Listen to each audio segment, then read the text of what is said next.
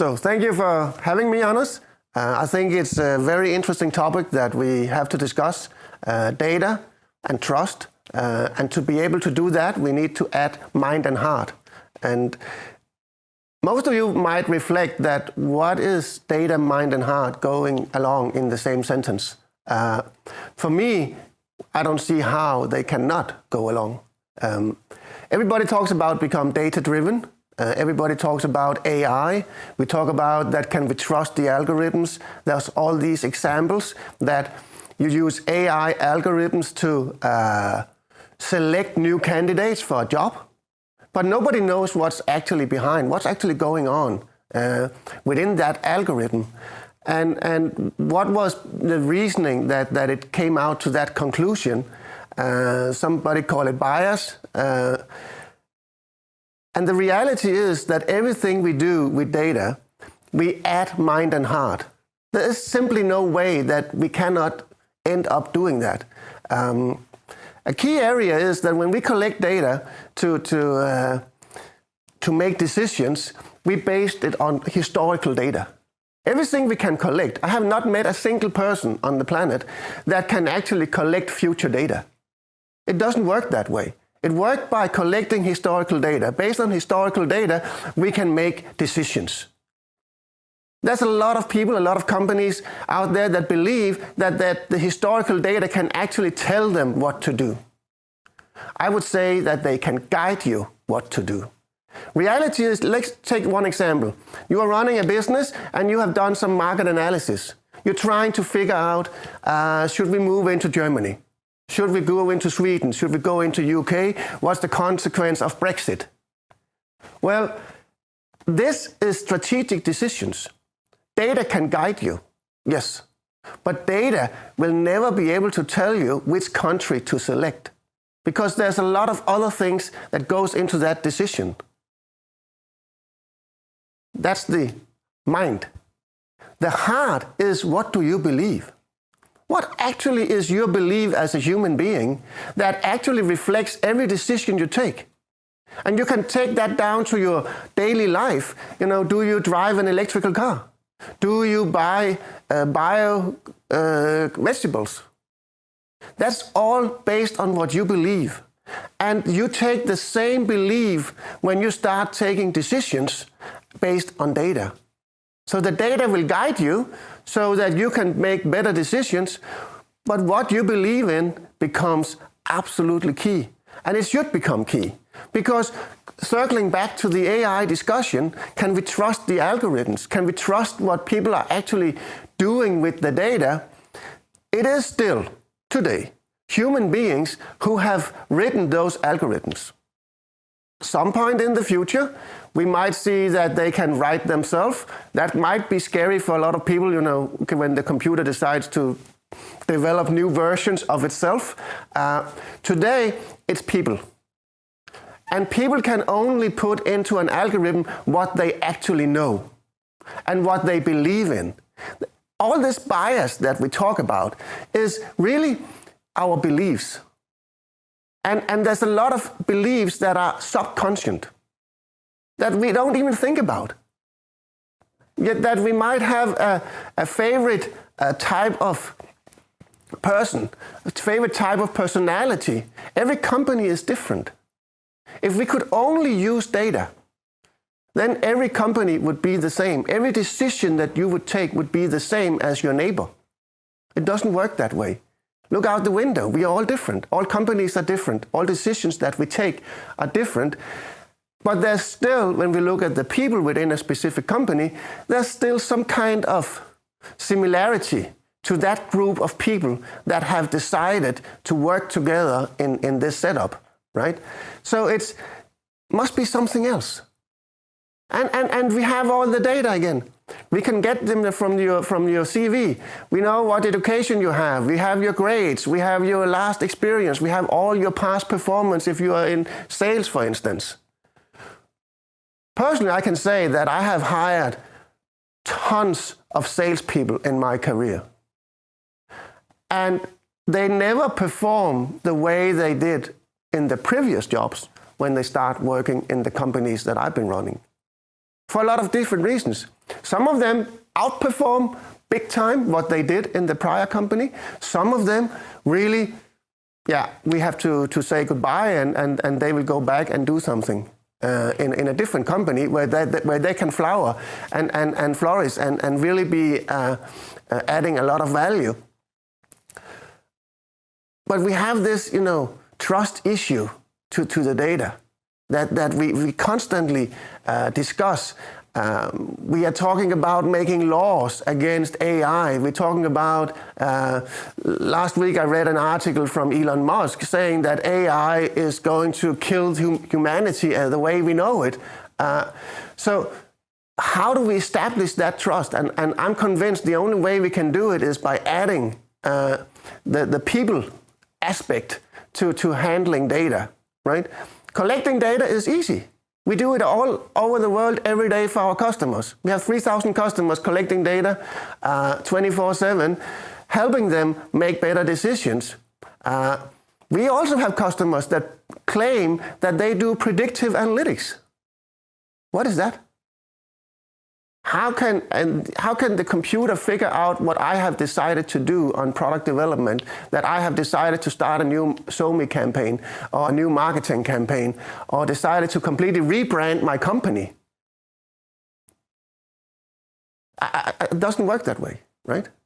We need to have the people component, and that's why we globally are extremely focused on its data, its mind, and its heart.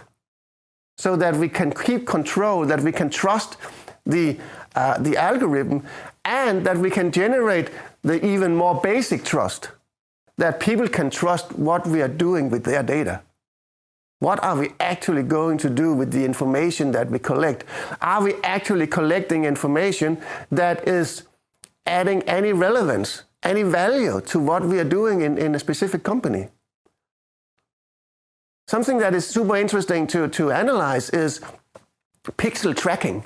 Emails, you get pixel tracking. Why are I can't say that word, but why are people actually trying to know when I open and read an email? What's the relevance? Yeah, it might be some figured out KPI in some marketing department.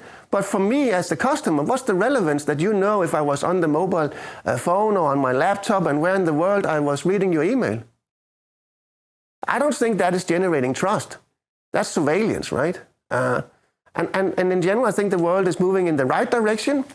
We get more and more privacy. We get more and more compliance into what we are doing around the data. But the end of the day, if we are not supplying mind and heart, if we're not putting integrity into the work we are using the data for, then we will lose this trust battle, you can say. Heine, thank you very much for a great presentation on data, heart and mind. To begin with, could you delve into perhaps a bit more of an example of where heart and mind come into play for let's say, a typical data-driven business? Where do they need to focus on heart and mind? And that can be an example from your own company or from clients to the extent that you can share. Yeah, absolutely. I think the easiest way to explain it is that every time you as a company is trying to do something new, that can be that you are launching a new product. We have a lot of clients that constantly is launching new products when you're in the tech. It's actually an never stopping accelerated process. And when you launch a new product, you have a lot of data from the previous products that you have. But somehow you need to make that bridge into what does that mean for the new product. So maybe the new product is also for a new product segment. And you need to put in some heart and mind into trying to fully understand that new product segment. You cannot rely on the old revenue data that you had from the old product. You need to do market analysis. You need to have people who understand maybe a culture if you move into a different country. And I think a lot of people are missing out that component when they talk about become data-driven and think that, okay, data in itself can solve this problem. It's an interesting challenge because there has, as you mentioned in your talk, been a lot of hype, let's say, about predictive analytics and trying to use historical data to see patterns to try to make an educated guess about the future. But what you are saying, it seems to me, is that, well, that's all fine and dandy, but you need to also go with your instincts, with your experience, with what makes you human almost. So it's like a combination of data and algorithms on one side and humans on the other side. Is that how you see it? Absolutely. I mean, I think a lot of what we actually end up doing in every company is based on gut feeling. It needs to be kind of guided. So we need, of course, to have some kind of data points. But if you take all the historical data and you do some data mining, you're trying to find the patterns on okay, how do I calculate my churn? How do I figure out, what is the age groups that most likely to buy my product? That's great. If you are not making any other changes to your business. If you just want, basically your company to run itself, go to the golf course, it runs by itself, it grows X small percent a year, because then it makes perfect sense. But reality is that we all make a lot of other changes every day. And if you really want to make a difference in the world, if you really want to go in a different direction than your competition, you have to completely forget about data. You have to take your gut feeling and say, this is what I believe, Listen to to your heart. What do I believe? Do I believe? Imagine being the first to say we need electrical cars. And everybody was telling you, no, that's not a good idea because the battery is not good enough and all that. No, but give me 20 years, right? Then we will be there. That's gut feeling that this is where we're going, right? But Heine, to push back just a little bit, I'm sure the people who wanted to develop electric cars in the beginning had data, had historical facts, had graphs that showed the development of higher capacity batteries and cost coming down and so on and so forth. So those data are important for informing the gut feeling. Yes, but again, this is these kind of data is more predictive data. It's more that you sit down and say, okay, yes, I know how many cars we have, so from that perspective, if we could transfer every gasoline-driven car into an electric car, okay, we have 12 million new cars a year. Okay, so we know the market there. We know that all that data is in place, of course. We also can do calculations that, just like Moore's law on the CPU power, doubling every 18 months. Maybe there's the same law in physics. We can double the battery capacity every X time frame. Yes, and then they can say that, okay, at one point we will meet and we can get 1,000 kilometers from a charge. But there's still guesswork, right? And it's still guesswork if people will actually buy it. It's guesswork, what will the governments do? It's guesswork, what about the infrastructure? I still think the most cool thing that Elon Musk did with Tesla was start building out the charging network and not the cars. Creating demand for the car. But so it seems to me like, and I don't want to put words in your mouth, but when I listened to your presentation, I thought about the use of data is to sort of inform your choices, give you options, but you do the choosing. You set the course using your heart and mind. Would you think that's a fair description of how to sort of operationalize, to coin a phrase, the use of data in combination with the heart and mind idea? Absolutely. I think the use of data comes in two forms. It's the classic analytics, business intelligence, reporting. We have to report, okay, we had some goals, where are we on the short term, and also reporting on all the historical. Perfectly fine. That is, mostly data-driven because it's historical. Moving on to moving your business forward, then data becomes only 1/3 of the component, and maybe even only 1/5. So that is actually not even split, right? Yeah.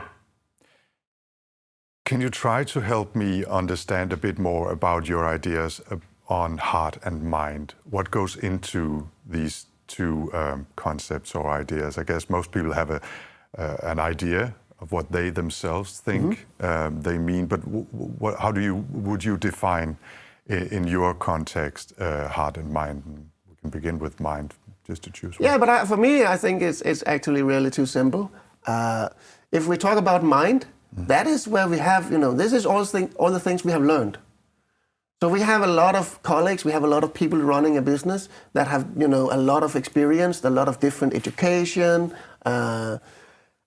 and they can do a lot of engineering work, they can do a lot of prediction based on physics, they can do marketing campaigns, market analysis, all the stuff that we are doing to collect more data. It's not our collected historical data, it's to enhance the knowledge we have on a market or on a product or whatever within the business. That is, to me, the mind component. That's where we start to add, to investigate. That's where we have to be curious, to have this growth mindset, to actually look into the world and say, guys, what should we look at? What could we do? And find the right colleagues, the right people with skills that we need, educations that we need. Yeah. And heart. And then heart, of course, is all the stuff that we cannot put on paper. It's hard to put on a formula, right? It's what you believe. I think that's the most important thing. We are all individuals. Some people are vegetarians. Some people believe in very hard in climate change. Some people say that it doesn't exist. I mean, every big topic that we have right now in the world around us basically have believers and disbelievers. All that I contribute to the heart component. That's, what do I feel? What is right for me? And then, of course, the entire gut feeling is part of that as well. And you mentioned feeling, because I was going to say that another way to frame this would be to say what you know and what you feel, the mind and the heart. Yeah. And that's what that you're could talking be exactly about. the same way to put it in 2 words, yes. Okay, so changing tracks slightly, your company, TimeXtender, can you give me a brief pitch about what you do? And I have an idea about where I'm going. So if you could pitch TimeXtender. Yeah, but basically we are a purpose-driven company that are here to make sure that every people on the planet has instant access to data. Because when we say data, mind, and heart, data is a key component. But collecting data from 200 plus data sources, getting them together so that people actually can trust the data in the company, that's the component we do as a company. Yeah, that's the technology we have. Yeah, and I find it super interesting that when you go to look at what your company does, it's data all over the place.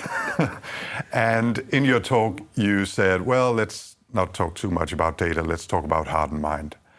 How did that evolve for you, that sort of idea? Is that something that's always been with you? Do you feel that it's a core component of TimeXtender and your business, or what happened?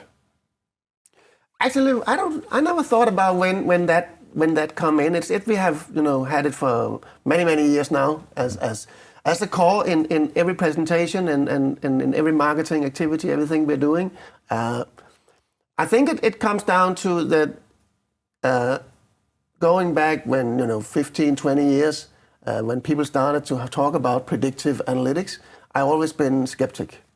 I always been skeptic that how we can make decision purely based on historical data. I do believe that data is one of the most important assets we have in any company. Any company will eventually become data-driven. So for me, it's more about trying to come up with a small contribution to that discussion, trying to drive the world in a little different direction so that it's not only is about the technical piece. Because I'm actually a firm believer, and that's what we do every day, is that all the work around the data, all the work around collecting the data, making sure that the data is that component is ready to use, can be fully automated. That's what we do as a company. We try to make sure that you don't have to wait 16 or 18 months to get to these data, these big data warehouse projects, that they actually can start adding value very fast. Recognizing that we change data sources, we change systems that we use to operate very fast. But if we only have the data, then I'm always been curious about what to do with it. Okay, so now we solved a very complex problem, made it super simple. I call it Apple easy. But then what? Then we fixed the reporting. We can you can go to the board reporting. You can go to all that. You can get the numbers to pay out your sales team's commissions and all that. That's done. It's fully automated. It's done. But what about the use of data to change the world? And what about the collection? I also mentioned in my talk the collection of data that might be completely irrelevant and actually violating privacy. So that's what I think is much more interesting, because the other thing we've spent 15 years solving now. And apart from talking about these ideas and trying to use them when you go into discussions with clients and customers and partners and so on, how do you implement the ideas of heart and mind in your own company? How does that work? And is that something that you talk about at talks like today, or is it something that every person in your company lives I hope the they work? do. Yeah. And how does that look? Yeah, well, first of all, it's as a purpose-driven company. We are driven by our purpose to give instant access to data, so that you can make better decisions with data, mind, and heart. So it's key to our core strategy. Just as we work with because time matters. Because again, those two goes hand in hand. Because if we put too much mind and heart into it, we end up never getting to any decision, right? So we need to find that balance. So we balance out by, we need to do this, but remember, time matters. So we actually need to get to a decision fast. And then I think it ties into the whole way that we operate globally with the company. We see ourselves as one global team working from anywhere. So people are spread out in 15 different countries, mostly Europe and North America. And we have extreme focus on our whole DNA and culture component. We talk about 7 habits. We talk about mindfulness. My wife is driving the whole culture part of TimeXtender and writing a lot of stuff on mindfulness. Also, we're both writing for Forbes magazine on these topics. So we try to get it into as a integrated component every day. So is mindfulness even a part of the company culture? Or, yes. Yeah. We have a company recharge globally once a week. People come. We meditate. We try to. For me, and it's really about giving every employee the toolbox to become full human beings. So it's really not about we don't measure when you arrive, when you don't clock in and you don't clock out. We measure output. I don't care when you work, as long as you get your work done. We don't have any managers. We have high performance circle organization globally, and it's giving everybody the option to get the right balance. People talk about, you heard about this work-life balance. I think that's bullshit. There's life. There's nothing like work and life. There's life. And sometimes you work at night, sometimes in the weekend, and sometimes you take off during the day because that makes sense. we need to let people free. We need to let them somehow design their own life. Yeah. Staying with your own company culture, I'm guessing this is not for everyone. I mean, you must have had new employees trying to fit in and not really feeling it, and perhaps leaving soon-ish, or others perhaps discovering that it's a great way to work for you. Is that your experience as well? Absolutely, and that goes again to mind and heart when we talked about data, right? That every company is different, and we put in a lot of heart and a lot of mind to how we would like to live, how we would like we call them ex people to engage and to work, and of course that's our belief. And if you are, if you need a boss, you're in the wrong place. I have had, hired a great talent also in North America, and after 2 weeks we had to say goodbye because he missed coming to meetings, he missed doing stuff, and I was like, yeah, and then I said, what's going on? He said, yeah, but you didn't tell me that I should be here at 10 a.m. No, but if you're booked for a meeting with a client, I kind of took it for given that okay, you probably will show up for the meeting. But not everybody is up for this. So but most actually are. What I hear is that people like it. Once they learn it, once they understand it, they actually like it. And how about your clients, your customers? Do they think, yeah, that's Heine with his sort of fluffy heart and mind thing, and that's fine. He gives us a good product, and he's a good businessman. So okay, or do they buy into it as well? I would say that we don't try to enforce it on the channel, on our partners, but we encourage them. Currently, the next step we are taking is we have a quarterly session we call Inspire On. It's been internal for a very long time, where we have external speakers like Mike Robbins and other that comes from and inspire us to grow as human beings. Now we are opening up so that we are actually inviting our global partner channel of more than 200 resellers with many employees each to join us on this. So we try to inspire it into the. We are a big believer in karma. We have karma cards, magnetic karma cards, 12 different ones. And we get pictures, we send them out, to our partners. We take them with us, we go out, and we actually get pictures back. The partners have put them on the fridge in the canteen or something, yeah. Karma cards? Yeah. Please explain. No, but it's like the different, you could say the different laws of karma that we believe in. So how you should, we're a big believer that what you do is actually coming back to you, right? And if you live by that, that actually drives your integrity, that drives, how you engage and behave towards other people. So we actually put them on and got some karma cards produced. Yes. And when I have to if I send out a book to some of the employees, as I do sometimes, I always write a personal note, and I always do it on a select karma card. Mm-hmm. Again, I'm sure you'll forgive me if I push back just a little bit, but is this really new, and is this really something that you can use, or is it a bit too fluffy for other people to learn from you and go in the same direction?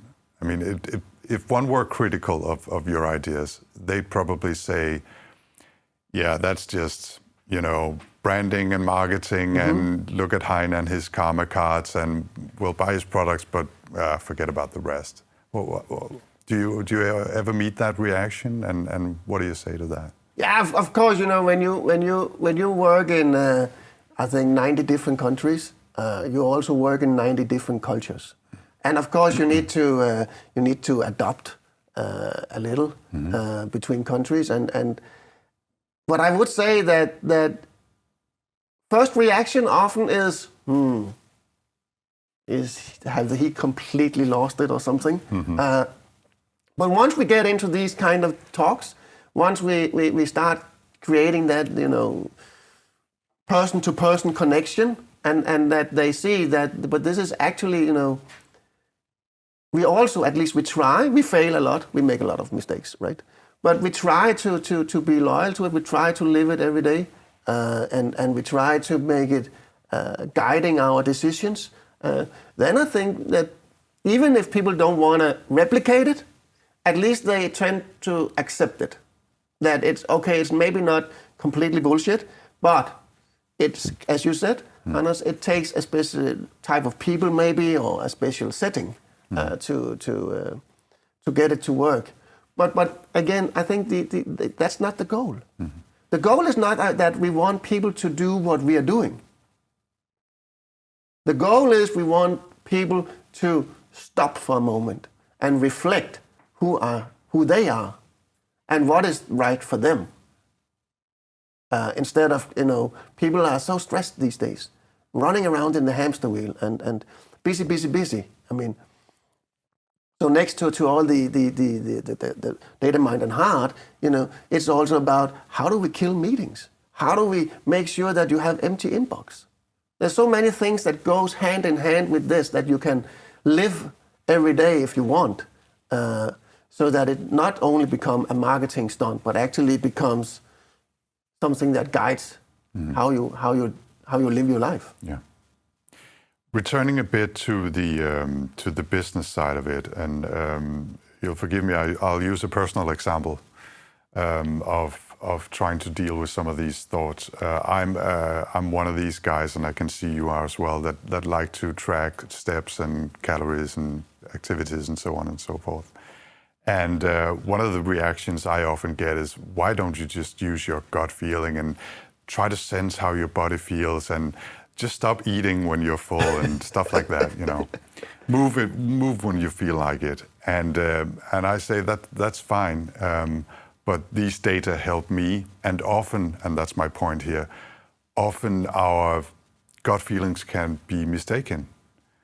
So what are some of the challenges in that regard in trying to put such a focus on the heart part of this? I mean, the mind is what it is, and you have your experience and you know stuff and you can learn stuff and do research, but the gut feeling, the heart part of it, what are some of the challenges in trying to implement it? Because the heart, as I'm sure many people will know, can be wrong, and the gut as well.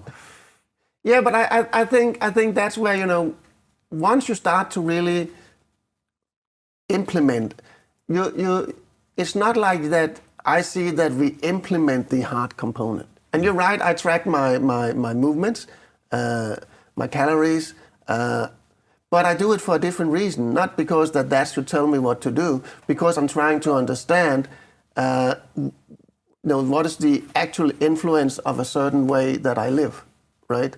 And if I change this, what happens, right? So this is more for the fun part of it, trying to, and with the goal, and this is where, could say my heart comes in. A lot of people go on a diet. That's your mind. You make the decision and you read all these diets and all these articles, and there's so many rules around what you should eat and not, and I have completely given up.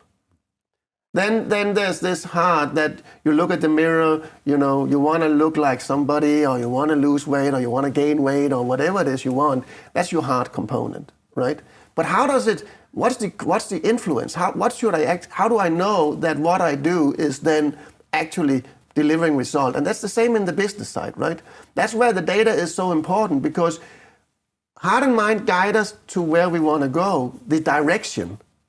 The data needs to show us if we are actually also then getting the results that we like. So if as you said, the heart can be wrong, the gut feeling can be wrong, or COVID came, completely changed the game for a lot of businesses.